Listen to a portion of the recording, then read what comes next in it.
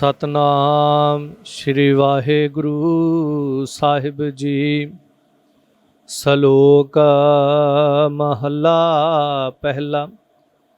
सिमल रुख सरायरा अत दीरघ अत मुच। ओए जे आवह आस कर जाहे निरासे केत। सिमल रुख सरायरा अत दीरघ अत मुच। ओए जे आवह आस कर जाहे निरासे केत। वाहिगुरु जी का खालसा वाहिगुरु जी की फतेह।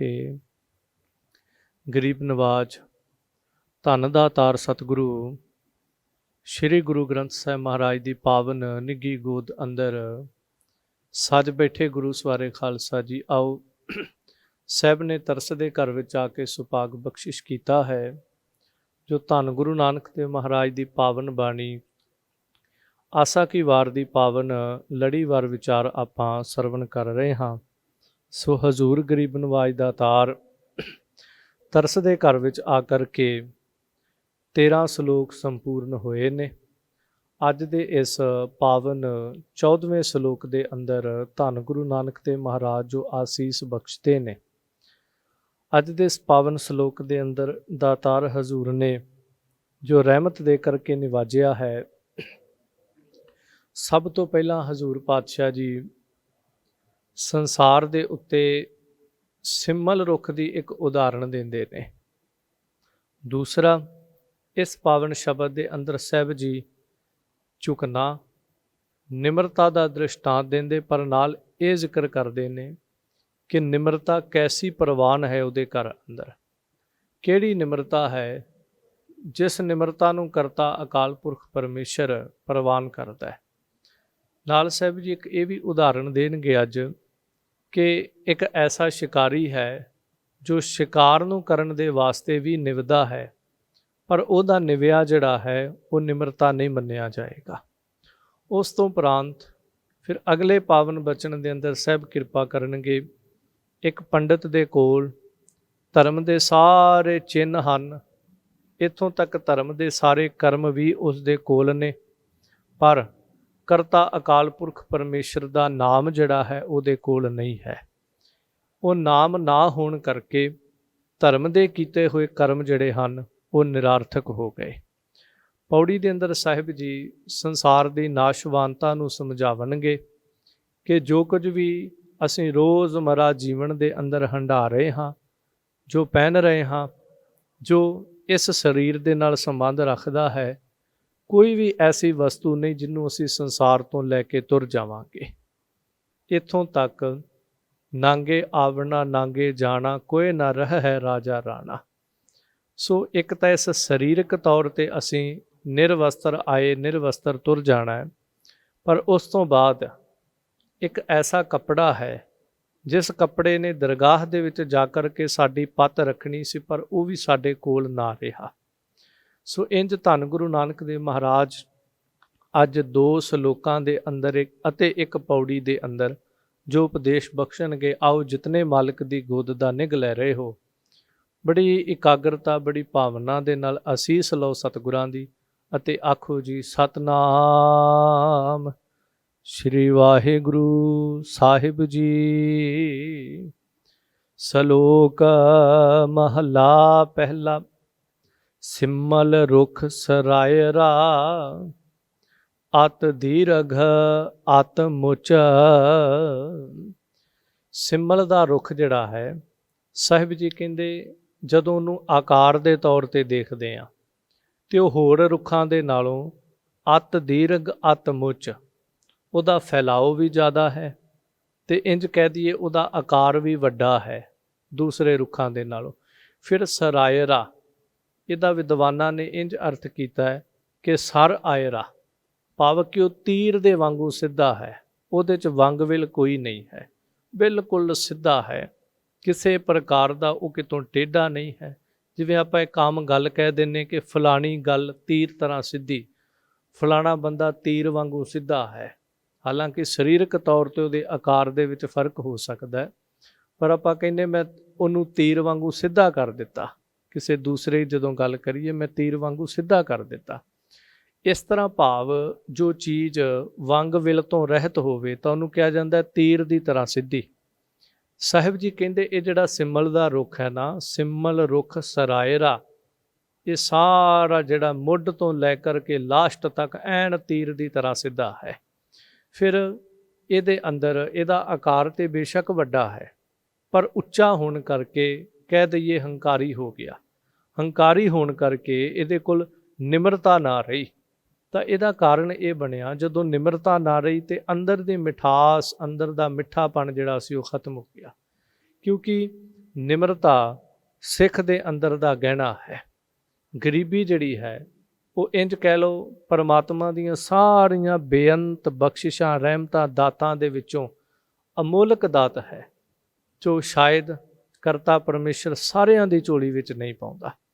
ਜਦੋਂ ਧੰਨ ਗੁਰੂ ਨਾਨਕ ਦੇਵ ਮਹਾਰਾਜ ਦਾ ਜੀਵਨ ਪੜ੍ਹਦੇ ਹਾਂ ਤੇ ਸਾਹਿਬ ਸੁਲਤਾਨਪੁਰ ਸਾਹਿਬ ਜੀ ਦੀ ਪਾਵਨ ਧਰਤੀ ਤੇ ਜਦੋਂ ਵੇਈ ਵਿੱਚ ਚੁੱਭੀ ਮਾਰਦੇ ਨੇ, ਮੇਰੇ ਵਰਗੇ ਅਗਿਆਨੀ ਨਾ ਸਮਝ ਬੇਵਕੂਫ ਕਹਿੰਦੇ ਨੇ ਕਿ ਬਾਬਾ ਨਾਨਕ ਡੁੱਬ ਗਿਆ। ਕਈ ਤੇ ਬਾਬਾ ਵੀ ਨਹੀਂ ਕਹਿੰਦੇ, ਅਖੇ ਨਾਨਕ ਡੁੱਬ ਗਿਆ। ਬੜੇ ਲੋਕਾਂ ਨੇ ਇਸ ਗੱਲ ਨੂੰ ਮਨ 'ਚ ਪੱਕਿਆਂ ਕਰ ਲਿਆ ਵੀ ਨਾਨਕ ਡੁੱਬ ਗਿਆ। ਇੰਜ ਕਹਿ ਦਈਏ ਸੁਲਤਾਨਪੁਰ ਦੇ ਨਵਾਬ ਦੇ ਸਮੇਤ, ਭਾਈ ਜੈ ਰਾਮ ਦੇ ਸਮੇਤ ਹਰ ਮਨੁੱਖ ਨੇ ਇਹ ਗੱਲ ਪ੍ਰਵਾਨ ਕਰ ਲਈ ਕਿ ਨਾਨਕ ਡੁੱਬ ਗਿਆ। ਬਸ ਇੱਕ ਐਸਾ ਸਰੀਰ ਹੈ ਭੈਣ ਨਾਨਕੀ ਜਿਹੜੀ ਕਹਿੰਦੀ ਨਹੀਂ, ਦੁਨੀਆ ਕਵੇ ਉਹ ਡੁੱਬ ਗਿਆ, ਪਰ ਮੈਂ ਕਹਿੰਦੀ ਉਹ ਤੇ ਡੁੱਬਦਿਆਂ ਨੂੰ ਤਾਰਨ ਵਾਲਾ, ਉਹ ਨਹੀਂ ਡੁੱਬੇਗਾ। ਲੋਕ ਤੇ ਭੈਣ ਨਾਨਕੀ ਦੇ ਕੋਲ ਅਫਸੋਸ ਕਰਨ ਵੀ ਚਲੇ ਗਏ ਸੀਗੇ, ਤੇ ਜਾ ਕਰਕੇ ਜਦੋਂ ਦੇਖਿਆ ਵੀ ਇਹ ਤਾਂ ਜ਼ਮੀਨ ਤੇ ਹੀ ਨਹੀਂ ਬੈਠੀ, ਕਿਉਂਕਿ ਆਮ ਘਰਾਂ ਦੇ ਵਿੱਚ ਜਦੋਂ ਐਸੀ ਘਟਨਾ ਹੋ ਜੇ ਤੇ ਜ਼ਮੀਨ ਤੇ ਵਿਛਾਈ ਕਰਕੇ ਬਹਿ ਜਾਂਦੇ। ਦੇਖਿਆ ਭੈਣ ਨਾਨਕੀ ਤੇ ਸੋਹਣੇ ਪਲੰਘ ਤੇ ਬੈਠੀ ਹੈ, ਉਹਦੀਆਂ ਤਾਂ ਅੱਖਾਂ ਦੇ ਵਿੱਚ ਕੋਈ ਹੰਝੂ ਵੀ ਨਹੀਂ ਹੈ, ਚਿਹਰੇ ਤੇ ਕੋਈ ਉਦਾਸੀ ਵੀ ਨਹੀਂ। ਤੇ ਸ਼ਬਦ ਕਿਹਾ, ਅਸੀਂ ਤੇ ਤੇਰੇ ਵੀਰ ਦੇ ਪ੍ਰਤੀ ਕੁਝ ਸ਼ਬਦ ਕਹਿਣ ਆਏ ਸੀ ਵੀ ਉਹ ਸੰਸਾਰ ਦੀ ਨਦੀ 'ਚ ਡੁੱਬ ਗਿਆ, ਪਰ ਤੈਨੂੰ ਜਦੋਂ ਤੱਕਦੇ ਆ ਤੂੰ ਜ਼ਮੀਨ ਤੇ ਨਹੀਂ ਬੈਠੀ, ਵਿਛਾਈ ਨਹੀਂ ਕੀਤੀ। ਤੇ ਅੱਗੋਂ ਸ਼ਬਦ ਕਹਿੰਦੀ ਭੈਣ ਨਾਨਕੀ, ਨਹੀਂ, ਉਹ ਹਾਲੇ ਅਕਾਲ ਪੁਰਖ ਪਰਮੇਸ਼ਰ ਦਾ ਰੂਪ ਹੈ, ਮੇਰਾ ਵੀਰ ਡੁੱਬਿਆ ਨਹੀਂ, ਉਹ ਤਾਂ ਡੁੱਬਦਿਆਂ ਨੂੰ ਕੱਢਣ ਗਿਆ ਹੈ। ਸੋ ਇਸ ਤਰ੍ਹਾਂ ਧੰਨ ਗੁਰੂ ਨਾਨਕ ਦੇਵ ਮਹਾਰਾਜ ਜਦੋਂ ਸੱਚਖੰਡ ਗਏ ਅਕਾਲ ਪੁਰਖ ਦੇ ਘਰ, ਤੇ ਭਾਈ ਗੁਰਦਾਸ ਜੀ ਜੋ ਉੱਥੇ ਬਚਨ ਵਰਤਦੇ, ਬਾਬਾ ਪੈਂਦਾ ਸੱਚਖੰਡ ਨੌਨਿਧ ਨਾਮ ਗਰੀਬੀ ਪਾਈ। ਉੱਥੇ ਗੁਰੂ ਨਾਨਕ ਪਾਤਸ਼ਾਹ ਕਰਤਾ ਪਰਮੇਸ਼ਰ ਦੇ ਘਰੋਂ ਤਿੰਨ ਚੀਜ਼ਾਂ ਆਪਣੇ ਸਿੱਖ ਦੇ ਵਾਸਤੇ, ਇਸ ਦੁਨੀਆ ਦੇ ਵਾਸਤੇ, ਇਸ ਲੋਕਾਈ ਦੇ ਵਾਸਤੇ ਲੈ ਕੇ ਆਏ। ਕਿਉਂਕਿ ਜਦੋਂ ਅਕਾਲ ਪੁਰਖ ਪਰਮੇਸ਼ਰ ਦੇ ਦਰ ਹਾਜ਼ਰ ਹੋਏ, ਨਾਮ ਦਾ ਪਿਆਲਾ ਆਇਆ। ਜਦੋਂ ਅਸੀਂ ਬਚਨ ਪੜ੍ਹਦੇ ਹਾਂ ਇਤਿਹਾਸ ਦੇ ਕਿ ਨਾਨਕ ਇਹ ਨਾਮ ਕਾ ਪਿਆਲਾ ਹੈ, ਇਹ ਨਾਮ ਦਾ ਪਿਆਲਾ, ਇਹਨੂੰ ਪੀਣਾ ਕਰ। ਉਸ ਤੋਂ ਬਾਅਦ ਕਰਤਾ ਪਰਮੇਸ਼ਰ ਨੇ ਆਸੀਸ ਦਿੱਤੀ, ਮੇਰਾ ਨਾਮ ਪਾਰ ਬ੍ਰਹਮ ਪਰਮੇਸ਼ਰ, ਤੇਰਾ ਨਾਮ ਗੁਰ ਪਰਮੇਸ਼ਰ। ਸੋ ਅਕਾਲ ਪੁਰਖ ਨੇ ਆਪਣਾ ਰੂਪ ਬਖਸ਼ਿਆ। ਭਾਈ ਗੁਰਦਾਸ ਕਹਿੰਦੇ, ਖੈਰ ਬਾਬਾ ਪੈਂਦਾ ਸੱਚਖੰਡ ਨੌਨਿਧ ਨਾਮ ਗਰੀਬੀ ਪਾਈ। ਧੰਨ ਗੁਰੂ ਨਾਨਕ ਦੇਵ ਮਹਾਰਾਜ ਕਰਤਾ ਪਰਮੇਸ਼ਰ ਦੇ ਘਰੋਂ ਨੌ ਨਿਧਾਂ, ਸਾਰੀਆਂ ਸ਼ਕਤੀਆਂ ਜਿਹੜੀਆਂ ਸੀ ਉਹ ਫਿਰ ਨਾਮ ਅਤੇ ਨਾਲ ਗਰੀਬੀ ਪਾਈ, ਨਿਮਰਤਾ ਭਾਵ, ਗਰੀਬੀ ਭਾਵ ਲੈ ਕਰਕੇ ਆਏ। ਇਸ ਕਰਕੇ ਮੈਂ ਜ਼ਿਕਰ ਕਰ ਰਿਹਾ, ਗਰੀਬੀ ਜਿਹੜਾ ਉਹ ਸਿੱਖ ਦੇ ਅੰਦਰ ਦਾ ਗਹਿਣਾ ਹੈ। ਜਦੋਂ ਗਰੀਬ ਨਵਾਜ ਗੁਰੂ ਅਰਜਨ ਦੇਵ ਮਹਾਰਾਜ ਬਚਨ ਕਹਿੰਦੇ ਨੇ, ਸੁਖੀ ਬਸੈ ਮਸਕੀਨੀਆਂ ਆਪ ਨਿਵਾਰ ਤਲੇ, ਵੱਡੇ ਵੱਡੇ ਅਹੰਕਾਰੀਆਂ ਨਾਨਕ ਗਰਭ ਗਲੇ। ਹੰਕਾਰ ਜਿਹੜਾ ਹੈ ਉਹ ਚੰਗਿਆਂ ਚੰਗਿਆਂ ਨੂੰ ਗਾਲ ਕੇ ਰੱਖ ਦਿੰਦਾ ਹੈ। ਬਸ ਸੁਖੀ ਉਹ ਵਸਦੇ ਨੇ, ਸੁਖੀ ਬਸੈ ਮਸਕੀਨੀਆਂ ਆਪ ਨਿਵਾਰ ਤਲੇ। ਜਿਹੜੇ ਆਪਾ ਭਾਵ ਨੂੰ ਨਿਵਾਰ ਕੇ ਗਰੀਬੀ ਭਾਵ ਦੇ ਵਿੱਚ ਰਹਿੰਦੇ ਨੇ, ਨਿਮਰਤਾ ਭਾਵ ਦੇ ਵਿੱਚ ਰਹਿੰਦੇ, ਉਹ ਬਚ ਜਾਂਦੇ। ਨਹੀਂ ਤਾਂ ਇੰਝ ਕਹਿ ਲਓ ਜਿਵੇਂ ਮੋਟੇ ਤੋਂ ਮੋਟਾ ਕੋਈ ਲੋਹਾ ਹੋਵੇ, ਉਹਨੂੰ ਤੇਜ਼ਾਬ ਜਾਂ ਜੰਗਾਲ ਜਿਹੜਾ ਉਹਨੂੰ ਸਾੜ ਕੇ ਖਤਮ ਕਰ ਦਿੰਦਾ ਹੈ। ਬਸ ਇਸੇ ਤਰ੍ਹਾਂ ਚੰਗੇ ਤੋਂ ਚੰਗੇ ਜੀਵਨ ਵਾਲਾ ਵੀ ਜੇ ਅੰਦਰ ਹੰਕਾਰ ਆ ਗਿਆ, ਬਸ ਉਹਦਾ ਜੀਵਨ ਗਲਣ ਤੋਂ, ਗਰਕਣ ਤੋਂ, ਨਿਗਰਨ ਤੋਂ ਕੋਈ ਬਚਾ ਨਹੀਂ ਸਕੇਗਾ। ਜਦੋਂ ਇਸ ਪਾਵਨ ਅਸਪਦੀ ਅੰਦਰ ਜ਼ਿਕਰ ਕਰਾਂ ਤਾਂ ਧੰਨ ਗੁਰੂ ਅਰਜਨ ਦੇਵ ਮਹਾਰਾਜ ਨੇ ਇੱਕ ਦ੍ਰਿਸ਼ਟਾਂਤ ਦਿੱਤਾ ਹੈ। ਸਭ ਕਹਿੰਦੇ, ਜਿਸ ਕੈ ਅੰਤਰ ਰਾਜ ਅਭਿਮਾਨ, ਸੋ ਨਰਕ ਪਾਤੀ ਹੋਵਤ ਸੁਆਨ। ਕਿ ਜਿਸ ਮਨੁੱਖ ਦੇ ਹਿਰਦੇ ਦੇ ਅੰਦਰ ਰਾਜ ਭਾਗ ਦਾ ਅਭਿਮਾਨ ਹੈ, कि मेरे कोल बहुत धन है, बड़े पदार्थ ने। सब कहते सो नरक पाती होवत सुआन, ਸਵਾਨ ਕੁੱਤੇ ਨੂੰ ਕਹਿੰਦੇ ਨੇ। ਇਹ ਗੁਰੂ ਕੀ ਬਾਣੀ ਦੇ ਬਚਨ ਨੇ। ਸਭ ਕਹਿੰਦੇ ਸੋ ਨਰਕ ਪਾਤੀ ਹੋਵਤ ਸੁਆਨ, ਜੋ ਜਾਣੈ ਮੈਂ ਜੋਬਨਵੰਤ, ਸੋ ਹੋਵਤ ਬਿਸ਼ਟਾ ਕਾ ਜੰਤ। ਜਿਹੜਾ ਆਪਣੇ ਆਪ ਨੂੰ ਸਮਝਦਾ ਮੈਂ ਬੜਾ ਜਵਾਨ ਹਾਂ, ਮੇਰੇ ਤੇ ਬੜੀ ਜਵਾਨੀ ਹੈ, ਆਪਣੇ ਜੋਬਨ ਦਾ ਜਵਾਨੀ ਦਾ ਮਾਣ ਹੰਕਾਰ ਕਰੇ, ਜੋ ਜਾਣੈ ਮੈਂ ਜੋਬਨਵੰਤ, ਸੋ ਹੋਵਤ ਬਿਸ਼ਟਾ ਕਾ ਜੰਤ। ਸਾਹਿਬ ਜੀ ਉੱਥੇ ਇਹ ਸਾਰੇ ਦ੍ਰਿਸ਼ਟਾਂਤ ਦਿੰਦੇ ਨੇ ਕਿ ਕਈ ਮਨੁੱਖ ਜਿਹੜੇ ਆ ਧਨ ਭੂਮਿਕਾ ਜੋ ਕਰੈ ਗੁਮਾਨ, ਸੋ ਮੂਰਖ ਅੰਧਾ ਅਗਿਆਨ। ਜਿਹੜਾ ਆਪਣੇ ਧਨ ਦਾ, ਆਪਣੀ ਭੂਮ ਜ਼ਮੀਨ ਆਦਿਕ ਦਾ ਗੁਮਾਨ ਮਾਨ ਕਰਦਾ, ਧਨ ਭੂਮਿਕਾ ਜੋ ਕਰੈ ਗੁਮਾਨ, ਸੋ ਮੂਰਖ ਅੰਧਾ ਅਗਿਆਨ। ਅਖੀਰ ਸਾਹਿਬ ਕਹਿੰਦੇ ਕਰ ਕਿਰਪਾ ਜਿਸ ਹਿਰਦੈ ਗਰੀਬੀ ਵਸਾਵੈ, ਨਾਨਕ ਇਹਾਂ ਮੁਕਤ ਆਗੈ ਸੁਖ ਪਾਵੈ। ਕਿ ਜਿਸ ਦੇ ਹਿਰਦੇ 'ਚੋਂ ਗਰੀਬੀ ਦੀ ਦਾਤ ਦੇ ਦਵੇ ਨਾ, ਮੈਂ ਤਾਂ ਪਹਿਲਾਂ ਜ਼ਿਕਰ ਕੀਤਾ, ਕਰਤਾ ਮਾਲਕ ਦੀਆਂ ਸਾਰੀਆਂ ਸੰਸਾਰ ਦੀਆਂ ਜਿਹੜੀਆਂ ਦਾਤਾਂ ਨੇ ਉਹ ਕਈ ਦਫਾ ਬੜੇ ਲੋਕਾਂ ਦੀ ਝੋਲੀ 'ਚ ਪੈ ਜਾਂਦੀਆਂ। ਅਮੀਰੀ ਬਹੁਤ ਲੋਕਾਂ ਦੀ ਝੋਲੀ 'ਚ ਪੈਂਦੀ ਹੈ। ਇਹ ਨਹੀਂ ਵੀ ਸੰਸਾਰ ਅੱਧਿਓਂ ਜ਼ਿਆਦਾ ਗਰੀਬ ਹੈ, ਬੜੇ ਧਨਾੜ ਲੋਕ ਪਏ ਨੇ।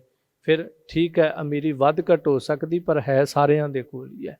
ਇਸ ਤਰ੍ਹਾਂ ਕੱਪੜਾ ਲੀੜਾ, ਤਨ ਦੀ ਸੁੰਦਰਤਾ, ਸੁਹੱਪਣ, ਅਰੋਗਤਾ, ਇਹ ਸਾਰੀਆਂ ਦਾਤਾਂ ਹਰ ਬੰਦੇ ਦੇ ਕੋਲ ਹਨ, ਪਰ ਗਰੀਬੀ ਦੀ ਦਾਤ ਉਹ ਸਾਰਿਆਂ ਦੀ ਝੋਲੀ 'ਚ ਨਹੀਂ ਪਾਉਂਦਾ। ਇਸ ਲਈ ਸਾਹਿਬ ਕਹਿੰਦੇ ਕਰ ਕਿਰਪਾ ਜਿਸ ਕੈ ਹਿਰਦੈ ਗਰੀਬੀ ਵਸਾਵੈ, ਫਿਰ ਕੀ ਮਿਲਦਾ, ਨਾਨਕ ਇਹਾਂ ਮੁਕਤ ਆਗੈ ਸੁਖ ਪਾਵੈ।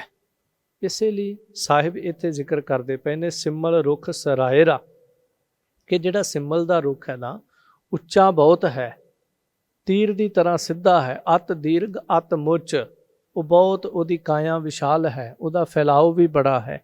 ਪਰ ਸਾਹਿਬ ਨਾਲ ਇੱਕ ਜ਼ਿਕਰ ਕਰਦੇ, ਓਏ ਜੇ ਆਵਹਿ ਆਸ ਕਰ ਜਾਹਿ ਨਿਰਾਸੇ ਕਿਤ।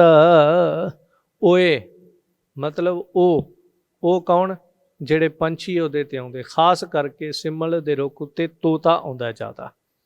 ਪਰ ਜਦੋਂ ਆਸ ਕਰਕੇ ਆਉਂਦਾ ਨਾ, ਤੇ ਸਭ ਕਹਿੰਦੇ ਜਾਹਿ ਨਿਰਾਸੇ ਕਿਤ, ਉਹ ਨਿਰਾਸ਼ ਕਿਉਂ ਚਲੇ ਜਾਂਦੇ ਨੇ। ਕਿਤ ਦਾ ਭਾਵ ਹੈ ਕਿਉਂ। ਇੱਥੇ ਇੱਕ ਪ੍ਰਸ਼ਨ ਕੀਤਾ ਵੀ ਜਦੋਂ ਉਹਦੀ ਕਾਇਆ ਵੇਖਦੇ ਹੋ ਉਸ ਰੁੱਖ ਦੀ, ਸਾਰਿਆਂ ਰੁੱਖਾਂ ਦੇ ਨਾਲੋਂ ਉੱਚਾ ਹੈ, ਆਕਾਰ ਵੀ ਸਾਰਿਆਂ ਦੇ ਨਾਲੋਂ ਵੱਡਾ ਹੈ, ਹਾਲਾਂਕਿ ਉਹਦੇ ਲਾਗੇ ਲਾਗੇ ਕਈ ਛੋਟੇ ਛੋਟੇ ਰੁੱਖ ਲੱਗੇ ਨੇ, ਉਹ ਸਾਰਿਆਂ ਤੋਂ ਵੱਡਾ ਹੈ। ਪਰ ਕਮਾਲ ਦੀ ਗੱਲ ਹੈ ਵੀ ਪੰਛੀ ਇੰਨੀ ਆਸ ਲੈ ਕੇ, ਇੰਨਾ ਚਾਅ ਲੈ ਕੇ, ਇੰਨੀ ਅੰਦਰ ਦੀ ਤਾਂਘ, ਇੱਛਾ, ਜਗਿਆਸਾ, ਆਪਣੇ ਅੰਦਰ ਦੀ ਭੁੱਖ ਨੂੰ ਮਿਟਾਉਣ ਦੀ ਇੱਕ ਤੜਫ ਲੈ ਕਰਕੇ ਉਹਦੇ ਕੋਲ ਆਇਆ। ਤਾਂ ਸਾਹਿਬ ਕਹਿੰਦੇ ਜਾਹੇ ਨਿਰਾਸੇ ਕਿਤ, ਨਿਰਾਸ਼ ਕਿਉਂ ਚਲਾ ਗਿਆ, ਇਹ ਪ੍ਰਸ਼ਨ ਕੀਤਾ। ਫਿਰ ਸਾਹਿਬ ਜੀ ਨਾਲ ਜਵਾਬ ਦਿੰਦੇ ਨੇ, ਹਾਂ ਜੇ ਤੁਸੀਂ ਪੁੱਛਦੇ ਹੋ ਨਿਰਾਸ਼ ਕਿਉਂ ਚਲਾ ਗਿਆ, ਉਸ ਰੁੱਖ ਦੇ ਕੋਲ ਨੀਵਾਂਪਣ ਨਾ ਹੋਣ ਕਰਕੇ ਬਸ ਦੁੱਖ ਇਹ ਹੋਇਆ, ਫਲ ਫਿੱਕੇ ਫੁੱਲ ਬਕ ਬਕੇ, ਕੰਮ ਨਾ ਆਵਹਿ ਪਤ, ਉਹਦੇ ਫਲ ਬਿਲਕੁਲ ਫਿੱਕੇ ਨੇ। ਇਸ ਤਰ੍ਹਾਂ ਵੀ ਕਹਿੰਦੇ ਉਹਦੇ ਫਲਾਂ ਦੇ ਵਿੱਚੋਂ ਇੱਕ ਬੇਰਸਾ ਜਿਹਾ ਪਦਾਰਥ ਨਿਕਲਦਾ, ਜਿਵੇਂ ਦੁੱਧ ਹੋਵੇ, ਪਰ ਉਹਦੇ 'ਚ ਰਸ ਕੋਈ ਨਹੀਂ, ਬਿਲਕੁਲ ਫਿੱਕਾ ਹੈ। ਇੱਥੋਂ ਤੱਕ ਉਹ ਚਿਪਚਿਪਾਹਟ ਦੇ ਨਾਲ ਜਿਵੇਂ ਕਹਿ ਦਈਏ ਭਰਿਆ ਹੋਇਆ। ਫਲ ਫਿੱਕੇ, ਫੁੱਲ ਵੀ ਬਿਲਕੁਲ ਬਕ ਬੱਕੇ ਨੇ, ਫੁੱਲਾਂ ਦੇ ਵਿੱਚ ਵੀ ਕੋਈ ਰਸ ਨਹੀਂ ਹੈ, ਬੂਰ ਹੈ ਬਿਲਕੁਲ ਜਿਵੇਂ ਕਹਿ ਲਓ। ਫਿਰ ਕੰਮ ਨਾ ਆਵਹਿ ਪਤ, ਸਭ ਕਹਿੰਦੇ ਉਹਦੇ ਪੱਤ, ਉਹਦੇ ਪੱਤੇ ਵੀ ਕਿਸੇ ਕੰਮ ਨਹੀਂ ਆਉਂਦੇ। ਦੇਖੋ ਇੰਨਾ ਸੋਹਣਾ ਆਕਾਰ, ਸਾਰਾ ਕੁਝ ਪੱਲੇ ਦੇ ਵਿੱਚ ਹੈ, ਪਰ ਇੱਕ ਅੰਦਰ ਦਾ ਗੁਣ ਜਿਹੜਾ ਹੈ, ਮਿਠਾਸ ਪੱਲੇ ਵਿੱਚ ਨਹੀਂ, ਨਾ ਪੱਤਿਆਂ ਦੇ ਵਿੱਚ, ਨਾ ਫੁੱਲਾਂ ਦੇ ਵਿੱਚ, ਨਾ ਫਲਾਂ ਦੇ ਅੰਦਰ। ਸਾਹਿਬ ਬਾਣੀ ਅੰਦਰ ਇੱਕ ਜ਼ਿਕਰ ਕਰਦੇ ਨੇ, ਕਹਿੰਦੇ ਕਈ ਦਫਾ ਨਾ ਕੁਛ ਮਨੁੱਖ ਵੀ ਐਸੇ ਹੁੰਦੇ ਨੇ, ਅਤ ਸੁੰਦਰ ਕੁਲੀਨ ਚਤੁਰਮੁਖ ਗਿਆਨੀ ਧਨਵੰਤ, ਮਿਰਤਕ ਕਹੀ ਹੈ ਨਾਨਕਾ ਜਿਹ ਪ੍ਰੀਤ ਨਹੀਂ ਭਗਵੰਤ। ਉਹ ਵੀ ਇਸ ਸਿੰਮਲ ਰੁੱਖ ਦੀ ਨਿਆਈ, ਮਰੇ ਹੋਏ ਕਹਿ ਲਓ, ਖੜਿਆ ਜ਼ਰੂਰ ਹੈ, ਪਰ ਇਹਨੂੰ ਖੜੇ ਨੂੰ ਕੀ ਕਰਨਾ ਜਦੋਂ ਇਹ ਕਿਸੇ ਦੇ ਕੰਮ ਹੀ ਨਹੀਂ ਹੈ, ਕਿਸੇ ਦਾ ਕੋਈ ਸੁੱਖ ਨਹੀਂ ਦੇ ਸਕਦਾ।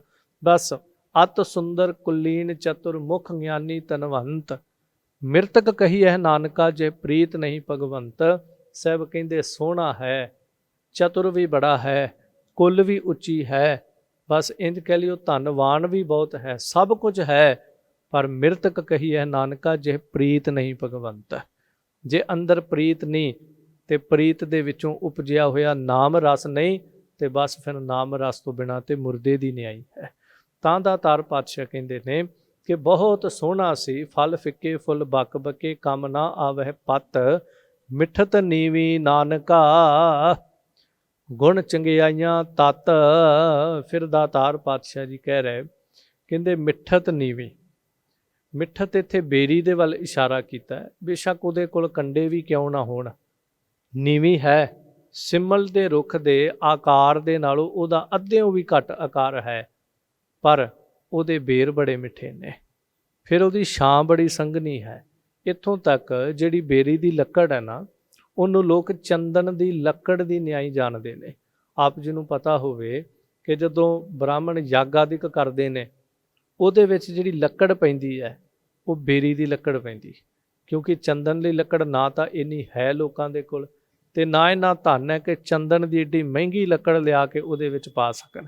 ਇਸ ਕਰਕੇ ਬੇਰੀ ਦੀ ਲੱਕੜ ਨੂੰ ਚੰਦਨ ਦੀ ਲੱਕੜ ਦੀ ਨਿਆਈ ਤੁਲਨਾ ਦੇ ਕੇ ਉਹਨੂੰ ਯੱਗ ਦੇ ਵਿੱਚ ਵਰਤਿਆ ਜਾਂਦਾ ਹੈ।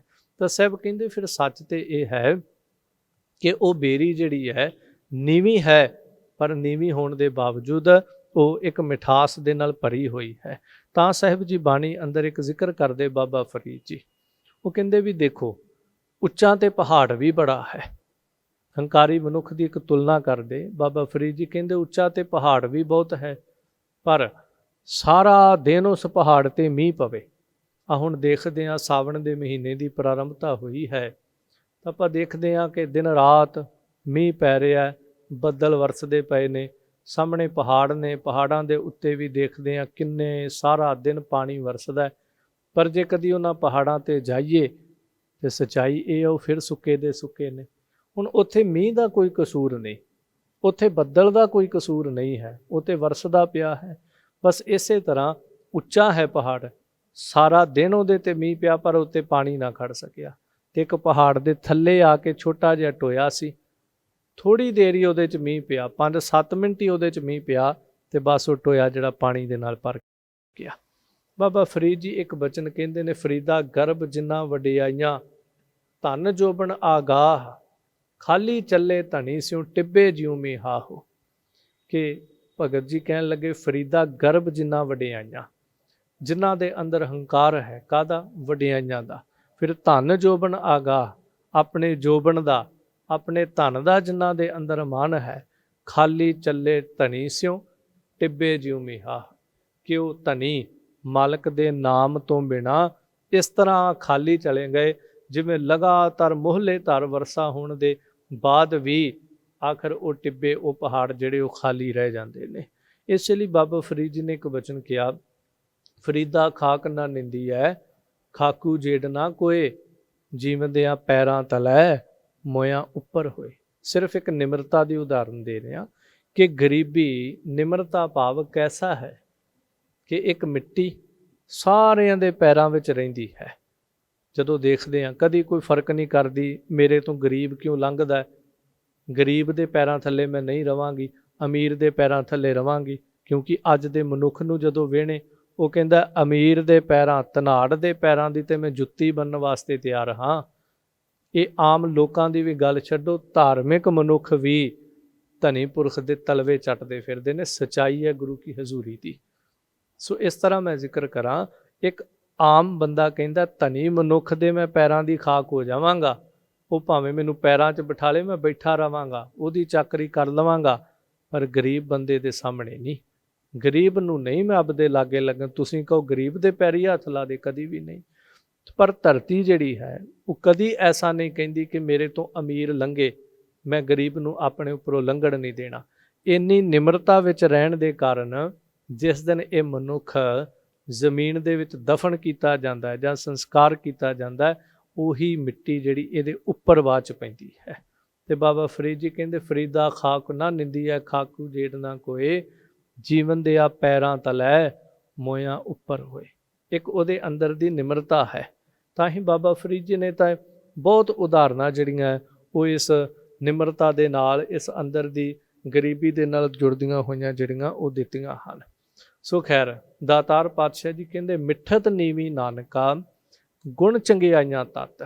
ਉਹ ਗੁਣਾਂ ਦੇ ਨਾਲ ਭਰੀ ਹੋਈ ਬੇਰੀ, ਉਹਦੇ ਵਿੱਚ ਚੰਗਿਆਈਆਂ ਨੇ।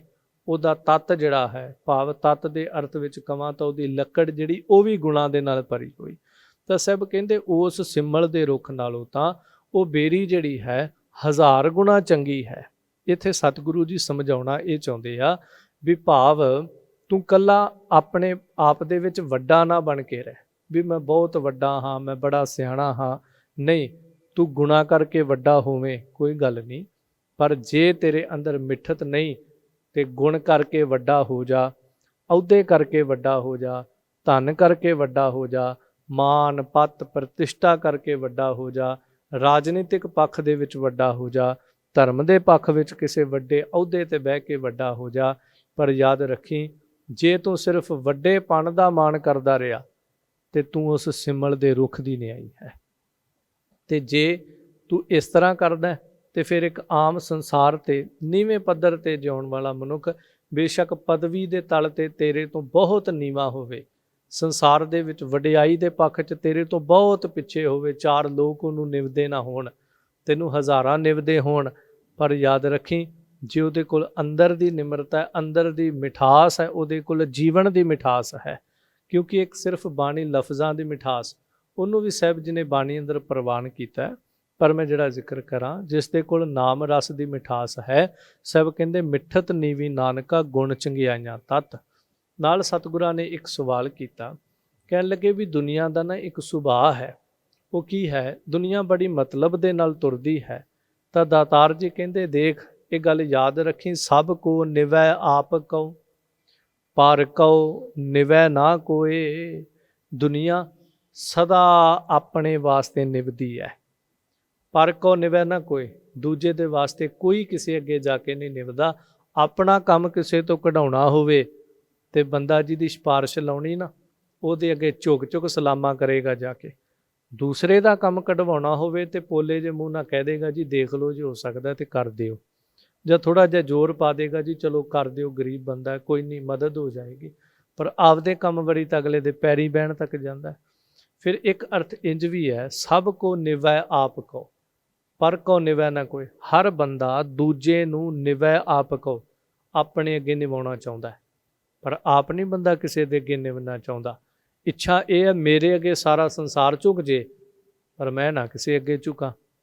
ਭਾਵ ਇਹ ਝੁਕਣ ਦਾ ਮਤਲਬ ਇਹ ਹੈ ਕਿ ਮੈਨੂੰ ਨਾ ਕਿਸੇ ਦੇ ਅੱਗੇ ਥੋੜ੍ਹਾ ਜਿਹਾ ਕੁਛ ਝੁਕਣਾ ਪੈ ਜਾਵੇ ਜਾਂ ਕਹਿ ਲਓ ਨੀਵਾਂ ਹੋਣਾ ਪੈ ਜੇ, ਹਾਂ ਲੋਕ ਮੇਰੇ ਅੱਗੇ ਜ਼ਰੂਰ ਆ ਕੇ ਝੁਕਣ। ਤੀਸਰੇ ਅਰਥ ਅੰਦਰ ਕਵਾਂ ਤਾਂ ਸਾਹਿਬ ਕਹਿੰਦੇ ਸਭ ਕੋ ਨਿਵੈ ਆਪ ਕਉ ਪਰ ਕਉ ਨਿਵੈ ਨਾ ਕੋਏ। ਸਾਰੇ ਆਪਣੇ ਆਪੇ ਦੇ ਵਾਸਤੇ ਨਿਭਦੇ ਨੇ। ਇੱਕ ਤਾਂ ਪਰ ਕਉ, ਪਰਾਏ ਕਾਰਜ ਵਾਸਤੇ ਕੋਈ ਨਹੀਂ ਨਿਭਦਾ, ਇੱਕ ਪਰਾਏ ਦੇ ਅੱਗੇ ਕੋਈ ਨਹੀਂ ਨਿਭਦਾ। ਤਾਂ ਤੀਸਰੇ ਅਰਥ ਦੇ ਅੰਦਰ ਕਵਾਂ ਕਿ ਪਰ ਕਉ ਭਾਵ ਕਿ ਪਰਾਈ ਵਸਤੂ ਜਿਹੜੀ ਹੈ ਉਹਨੂੰ ਕੋਈ ਨਹੀਂ ਨਿਭਦਾ। ਹੁਣ ਇਹ ਪਰਾਈ ਵਸਤੂ ਜਿਹੜੀ ਉਹ ਕੀ ਹੈ? ਪਰਾਈ ਵਸਤੂ ਭਾਵ ਪਰਾਈਆਂ ਚੀਜ਼ਾਂ, ਪਰਾਏ ਪਦਾਰਥ ਜਿਹੜੇ ਹਨ ਉਹਨਾਂ ਨੂੰ ਸਲਾਮਾਂ ਨਹੀਂ ਹਨ। ਉਸ ਮਨੁੱਖ ਨੂੰ ਸਲਾਮਾਂ ਕਰਦਾ ਉਹਨਾਂ ਚੀਜ਼ਾਂ ਦੇ ਵਾਸਤੇ। ਸੋ ਖੈਰ ਦਾਤਾਰ ਪਾਤਸ਼ਾਹ ਜੀ ਕਹਿੰਦੇ ਪਰ ਕਉ ਨਿਵੈ ਨਾ ਕੋਏ, ਪਰ ਯਾਦ ਰੱਖਿਓ ਧਰ ਤਾ ਰਾਜੂ ਤੋਲੀਐ ਨਿਵੈ ਸੋ ਗੌਰਾ ਹੋਏ। ਧਰ ਤਾ ਰਾਜੂ ਤੋਲੀਐ, ਜਦੋਂ ਤਰਾਜੂ ਦੇ ਉੱਤੇ ਰੱਖ ਕੇ ਤੋਲਿਆ ਜਾਵੇ ਨਾ, ਤੇ ਜਿਹੜਾ ਪੱਲੜਾ ਭਾਰੀ ਹੁੰਦਾ ਨਾ, ਤੱਕੜੀ ਦੇ ਵਿੱਚ ਕਦੀ ਵੀ ਜਦੋਂ ਸਮਾਨ ਤੋਲਦੇ ਨੇ ਅੱਜ ਵੀ, ਕੋਈ ਸਬਜ਼ੀ, ਕੋਈ ਫਲਾਂ ਵਾਲਾ, ਕੋਈ ਦੁਕਾਨਦਾਰ, ਜਿਹੜਾ ਪੱਲੜਾ ਭਾਰੀ ਹੁੰਦਾ ਉਹ ਨਿਵ ਜਾਂਦਾ ਹੈ, ਤੇ ਜਿਹੜਾ ਪੱਲੜਾ ਹੌਲਾ ਹੁੰਦਾ ਉਹ ਆਪਾਂ ਵੇਖਦੇ ਹਾਂ ਵੀ ਸਕਿੰਟ ਨਹੀਂ ਲੱਗਦਾ ਤੇ ਜ਼ਮੀਨ ਤੋਂ 2 ਫੁੱਟ ਤਾਂ ਹੋ ਜਾਂਦਾ ਹੈ ਜਦੋਂ ਤੱਕੜੀਆਂ ਜਾਂ ਤੱਕੜ ਦੇ ਵਿੱਚ ਕੁਛ ਤੋਲਿਆ ਜਾਂਦਾ।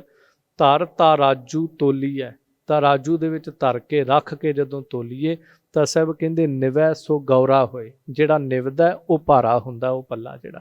ਇਸੇ ਤਰ੍ਹਾਂ ਪਰਮਾਤਮਾ ਦੀ ਦਰਗਾਹ ਦੇ ਵਿੱਚ ਜਦੋਂ ਤੋਲਿਆ ਜਾਵੇ ਤਾਂ ਜਿਹੜਾ ਨਿਮਰਤਾ ਭਾਵ ਦੇ ਵਿੱਚ ਹੈ, ਜਿਹੜਾ ਨਿਵ ਗਿਆ ਉਹ ਭਾਰਾ ਹੈ। ਕਿਉਂਕਿ ਨਿਵਣਾ ਇੱਥੇ ਕੀ ਹੈ? ਅੰਦਰ ਦੀ ਹਲੀਮੀ, ਅੰਦਰ ਦੀ ਨਿਮਰਤਾ। ਸੋ ਇੱਕ ਨਿਮਰਤਾ ਹੈ ਜੋ ਕੇਵਲ ਬਾਹਰਲਾ ਅਡੰਬਰ ਹੈ, ਜਿਹੜੀ ਇੱਕ ਬਗਲੇ ਦੀ ਸਮਾਧੀ ਦੀ ਨਿਆਈ ਹੈ, ਜਿਹੜੀ ਸਵਾਰਥ ਦੇ ਨਾਲ ਜੁੜੀ ਹੋਈ ਨਿਮਰਤਾ ਹੈ ਕਿ ਮੈਂ ਇਹਨੂੰ ਝੁਕ ਕੇ ਸਲਾਮਾਂ ਕਰਾਂਗਾ ਮੇਰਾ ਕੰਮ ਕਰ ਦੇਗਾ, ਇੱਕ ਉਹ ਨਿਮਰਤਾ ਹੈ। ਗੁਰੂ ਦੇ ਸਾਹਮਣੇ ਵੀ ਕਈ ਦਫਾ ਆਪਾਂ ਸਵਾਰਥ ਰੂਪੀ ਨਿਮਰਤਾ ਲਿਆ ਕੇ ਰੱਖਦੇ ਹਾਂ, ਪਰ ਦਾਤਾਰ ਪਾਤਸ਼ਾਹ ਜੀ ਕਹਿੰਦੇ ਅੰਦਰ ਦੀ ਨਿਮਰਤਾ ਦੇ ਨਾਲ ਜਦੋਂ ਤੋਲਿਆ ਜਾਏਗਾ ਨਿਵੈ ਸੋ ਗੌਰਾ ਹੋਏ। ਹੁਣ ਸਵਾਲ ਕੀਤਾ ਮਹਾਰਾਜ ਫਿਰ ਨਿਵਦੇ ਤੇ ਬੜੇ ਲੋਕ ਨੇ, ਹੁਣ ਆਪਾਂ ਵੀ ਜਿਤਨੇ ਹਾਂ ਆਪਾਂ ਸਤਿਗੁਰਾਂ ਨੂੰ ਆ ਕੇ ਨਿਵਦੇ ਹਾਂ, ਮੱਥਾ ਟੇਕਦੇ ਹਾਂ, ਨਮਸਕਾਰ ਕਰਦੇ ਹਾਂ ਹਜ਼ੂਰ ਦੇ ਚਰਨਾਂ ਵਿੱਚ ਆ ਕਰਕੇ। ਤੇ ਦਾਤਾ ਜੀ ਸਾਡੀ ਸਾਰਿਆਂ ਦੀ ਪ੍ਰਵਾਨ ਹੋ ਜਾਏਗੀ। ਤਾਂ ਹਜ਼ੂਰ ਗਰੀਬ ਨਵਾਜ਼ ਅਗਲੀ ਪੰਕਤੀ 'ਚ ਬਹੁਤ ਸੋਹਣਾ ਸਮਝਾ ਕੇ ਕਹਿੰਦੇ ਨੇ, ਯਾਦ ਰੱਖੀ ਕੱਲਾ ਝੁਕਣਾ ਹੀ, ਕਿਤੇ ਧਰਮ ਨਾ ਸਮਝ ਲਈ। ਅਪਰਾਧੀ ਦੂਣਾ ਨਿਵੈ ਜੋ ਹੰਤਾ ਮਿਰਗਾਹੇ। ਅਪਰਾਧੀ ਵੀ ਬੜਾ ਨਿਵਦਾ, ਜਿਹੜਾ ਹੰਤਾ ਮਿਰਗਾਹੇ, ਜਿਹੜਾ ਮ੍ਰਿਗ ਨੂੰ ਹੰਤਾ ਨਾਸ਼ ਕਰਨ ਲੱਗਦਾ, ਉਹਦਾ ਸ਼ਿਕਾਰ ਕਰਨ ਲੱਗਦਾ, ਉਹ ਜ਼ਮੀਨ ਦੇ ਉੱਤੇ ਲੇਟ ਕੇ ਤੇ ਆਪਣਾ ਤੀਰ ਕਮਾਨ ਜਿਹੜਾ ਉਹਨੂੰ ਬਿਲਕੁਲ ਜ਼ਮੀਨ ਤੇ ਜਿਵੇਂ ਲਟਾ ਕੇ ਥੋੜਾ ਜਿਹਾ ਅੱਗੋਂ ਚੁੱਕ ਕੇ, ਹਿਰਨ ਨੂੰ ਪਤਾ ਨਹੀਂ ਲੱਗਦਾ ਕੋਈ ਜ਼ਮੀਨ ਦੇ ਉੱਤੇ ਲੇਟਿਆ, ਤੇ ਸਿੱਧਾ ਤੀਰ ਚਲਾਉਂਦਾ ਤੇ ਹਿਰਨ ਨੂੰ ਢੇਰੀ ਕਰਕੇ ਰੱਖ ਦਿੰਦਾ। ਜੇ ਬੰਦੂਕ ਦੇ ਨਾਲ ਵੀ ਨਿਸ਼ਾਨਾ ਲਾਉਂਦਾ ਤਾਂ ਵੀ, ਕਿਉਂਕਿ ਦੇਖੋ ਅੱਜ ਵੀ ਜਦੋਂ ਦੇਖਦੇ ਫੌਜ ਜਦੋਂ ਲੜਦੀ ਜ਼ਮੀਨ ਤੇ ਲੰਮੀ ਪੈ ਕੇ ਲੜਦੀ ਹੈ। ਸੋ ਇਸ ਤਰ੍ਹਾਂ ਸਾਹਿਬ ਕਹਿੰਦੇ ਜਿਹੜਾ ਸ਼ਿਕਾਰੀ ਹੈ ਹੰਤਾ, ਉਸ ਮ੍ਰਿਗ ਨੂੰ ਹੰਤ ਉਹਦਾ ਸ਼ਿਕਾਰ ਕਰਦਾ ਤਾਂ ਦੂਣਾ ਨਿਵੈ। ਆਪਾਂ ਤੇ ਸ਼ਾਇਦ ਜ਼ਮੀਨ ਤੇ ਗੋਡੇ ਲਾ ਕੇ ਮੱਥਾ ਟੇਕਦੇ ਹਾਂ ਤੇ ਪੂਰਾ ਹੀ ਜ਼ਮੀਨ ਤੇ ਲੰਮਾ ਪੈ ਜਾਂਦਾ ਜਿਵੇਂ ਡੰਡੌਤ ਕਰਦਾ ਹੋਵੇ, ਪਰ ਇਹਦਾ ਮਤਲਬ ਇਹ ਨਹੀਂ ਕਿ ਉਸ ਹਿਰਨ ਦੇ ਅੱਗੇ ਨਮਸਕਾਰਾਂ ਕਰਦਾ। ਉਹਦੇ ਅੰਦਰ ਦੀ ਬਿਰਤੀ ਜਿਹੜੀ ਹੈ ਉਹ ਸ਼ਿਕਾਰ ਵਾਲੀ ਹੈ, ਉਹਦੇ ਅੰਦਰ ਦੀ ਬਿਰਤੀ ਜਿਹੜੀ ਉਹ ਗਲਤ ਹੈ। ਸੋ ਦਾਤਾ ਜੀ ਕਹਿੰਦੇ ਇਸ ਤਰ੍ਹਾਂ ਜ਼ਰੂਰੀ ਨਹੀਂ ਜਿਹੜਾ ਨਿਵਦਾ ਪਿਆ ਤੇ ਉਹ ਪ੍ਰਵਾਨ ਹੀ ਪ੍ਰਵਾਨ ਹੈ, ਡਿਪੈਂਡ ਕਰਦਾ ਉਹਦੇ ਅੰਦਰ ਦੀ ਭਾਵਨਾ। ਜਿਗਿਆਸਾ ਕੀ ਮੋਹਰ ਲਾਉਂਦਿਆਂ ਕਹਿੰਦੇ ਸੀਸ ਨਿਵਾਇਐ ਕਿਆ ਥੀਐ, ਜਾਂ ਰਿੱਧ ਹੈ ਕਸੁੱਧੇ ਜਾਹੇ। ਕੱਲਾ ਸੀਸ ਨਿਵਾਉਣ ਦੇ ਨਾਲ ਕੀ ਹੋ ਜਾਏਗਾ। ਪਰ ਮੈਂ ਬੇਨਤੀ ਕਰਾਂ, ਇਹਦਾ ਮਤਲਬ ਇਹ ਨਹੀਂ ਕਿ ਆਪਾਂ ਕੱਲ ਨੂੰ ਸੀਸ ਨਿਵਾਉਣਾ ਹੀ ਛੱਡ ਦਈਏ। ਵੀ ਮਹਾਰਾਜ ਕਹਿੰਦੇ ਕੱਲਾ ਸਿਰ ਝੁਕਾ ਕੇ ਕੀ ਹੋ ਜਾਏਗਾ, ਤੇ ਮੇਰੇ ਅੰਦਰ ਉਹ ਨਿਮਰਤਾ ਤੇ ਆਈ ਨਹੀਂ, ਮੇਰੇ ਅੰਦਰ ਉਹ ਮਿੱਠਤ ਤੇ ਆਈ ਨਹੀਂ, ਮੇਰੇ ਅੰਦਰ ਉਹ ਭਾਵਨਾ ਉਹ ਜਿਗਿਆਸਾ ਤੇ ਬਣੀ ਨਹੀਂ, ਫਿਰ ਮੈਂ ਕੱਲਾ ਸੀਸ ਵੀ ਕਿਉਂ ਝੁਕਾਈ ਜਾਵਾਂ। ਇਹਦਾ ਇਹ ਵੀ ਅਰਥ ਨਹੀਂ ਕਰ ਲੈਣਾ ਵੀ ਕੱਲ ਤੋਂ ਫਿਰ ਮੈਂ ਤਾਂ ਸੀਸ ਨਹੀਂ ਝੁਕਾਉਂਦਾ, ਮੈਂ ਤਾਂ ਮੱਥਾ ਨਹੀਂ ਟੇਕਦਾ। ਨਹੀਂ, ਸਾਹਿਬ ਕਹਿੰਦੇ ਸੀਸ ਝੁਕਾ। ਜਦੋਂ ਸੀਸ ਝੁਕਾਏਗਾ ਤੇਰੇ ਮਸਤਕ ਨੂੰ ਗੁਰੂ ਕੇ ਚਰਨ, ਗੁਰੂ ਕੀ ਸੰਗਤਾਂ ਦੇ ਚਰਨਾਂ ਦੀ ਖਾਕ ਸਪਰਸ਼ ਕਰੇਗੀ, ਤੇਰੇ ਪੁੱਠੇ ਲੇਖ ਸਿੱਧੇ ਹੋ ਜਾਣਗੇ। ਪਰ ਜੇ ਤੂੰ ਝੁਕਣਾ ਹੀ ਧਰਮ ਮੰਨ ਲਿਆ ਤੇ ਫਿਰ ਤੇਰਾ ਕਿਤੇ ਨਾ ਕਿਤੇ ਨੁਕਸਾਨ ਹੈ। ਤਾਂ ਕਹਿੰਦੇ ਨੇ ਸੀਸ ਨਿਵਾਇਐ ਕਿਆ ਥੀਐ, ਜਾਂ ਹਿਰਦੈ ਕਸੁੱਧੇ ਜਾਹੇ।